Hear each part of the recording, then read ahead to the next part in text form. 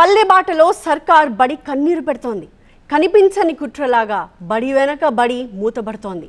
నల్లగొండ జిల్లాలో 300కు పైగా సర్కార్ స్కూల్స్లో ఒక్కటంటే ఒక్క అడ్మిషన్ కూడా లేదు. కొన్ని చోట్ల స్టూడెంట్ సంఖ్య కంటే టీచర్లే ఎక్కువ ఉన్నారు. సర్కార్ బడి ప్రతిష్ట ఎందుకని ఇంతలా మసకబారిపోతోంది?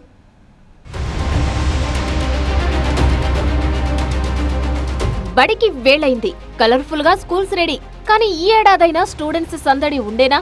వసతులు, టీచర్లున్నా సరే ఉమ్మడి నల్లగొండ జిల్లాలోని కొన్ని సర్కార్ స్కూల్స్ లో అడ్మిషన్లు గుండుసున్నా. పిల్లల్ని బడిబాట పట్టించేందుకు టీచర్లు పల్లెబాట పడుతున్నారిలా. పిల్లల్ని రోజు స్నానం చేయించి బడికి పంపండి, నెలకోసారి మీటింగ్ పెడతాం, వచ్చి అడగండి. చదువు చెప్పకపోతే ఎందుకు మీరు ప్రైవేట్ పంపిస్తారు? పైసలేకపోయినా ప్రైవేట్ పాఠశాలలు వద్దు, ప్రభుత్వ పాఠశాలలు వద్దు. మీ యొక్క ఎడ్యుకేషన్ మా యొక్క పూర్తి బాధ్యత.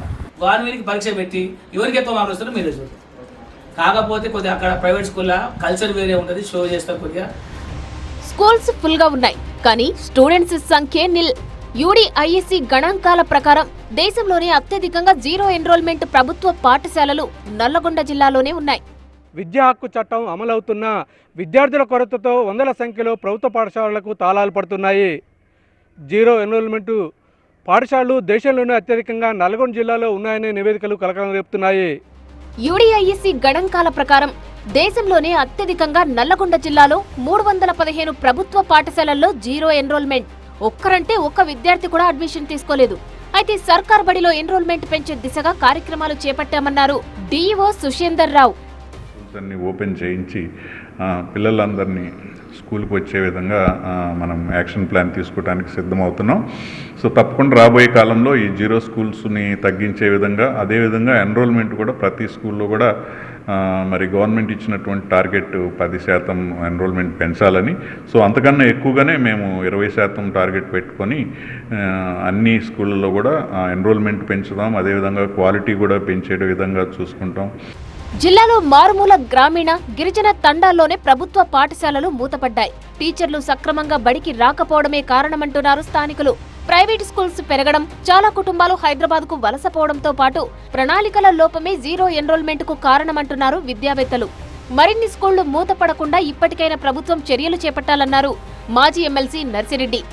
ఈ జిల్లాలో బళ్లను రీఆర్గనైజ్ చేసి మండలం యొక్క పిల్లల సంఖ్య ప్రకారం కొన్ని మండలాలు చిన్నవి, అడుగుదేళ్లపల్లి ఉంది, గట్టుపల్లి ఉంది, ఇటువంటి మండలాల్లో 2 బళ్ళు సరిపోతున్నాయి.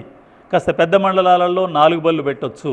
అదే నల్గొండ టౌన్కి వచ్చినట్టయితే ఇప్పుడున్న బళ్ళు సరిపో, ఇంకో 10 కొత్త బళ్ళు పెట్టినా కూడా నల్గొండ టౌన్కి అవసరం ఉంది. ఆ పద్ధతిలో రీఆర్గనైజ్ చేస్తే ఉపయోగపడుతుంది. టీచర్లకు చేతినిండా పని ఉంటుంది, విద్యాశాఖ పిల్లలకు చదువు చెప్పినట్టు ఉంటుంది. అలా కాకుండా ఇప్పుడు ఉన్నది ఉన్నట్టే వస్తే 330 కాదు, వచ్చే సంవత్సరం ఇంకొక 200 బళ్ళు కూడా ఇక్కడ మూతపడే అవకాశం ఉంటుందని మీ ద్వారా తెలియజేస్తున్నాను. పాఠాల సంగతేమో కానీ పిల్లల్ని బడిబాట పట్టించడమే టీచర్లకు డ్యూటీగా మారింది. ప్రైవేటు స్కూళ్లకు ధీటుగా చదువు చెప్తామని ఊరూరా ప్రచారం చేస్తున్నారు. జీరో ఎన్రోల్మెంట్తో మూతపడుతుండడం ఒక గణంగా మాత్రమే కాదు, గ్రామీణ విద్యా సంక్షోభానికి అద్దం పడుతుంది. ప్రభుత్వ బడుల పునరుజ్జీవానికి ఇప్పటికైనా పాలకులు ప్రత్యేక కార్యాచరణ చేపట్టకపోతే భవిష్యత్తులో మరిన్ని ప్రభుత్వ బడులు మూతపడే ప్రమాదం ఉంది. Camera person కుశల్తో Revan, TV9 Nalgonda.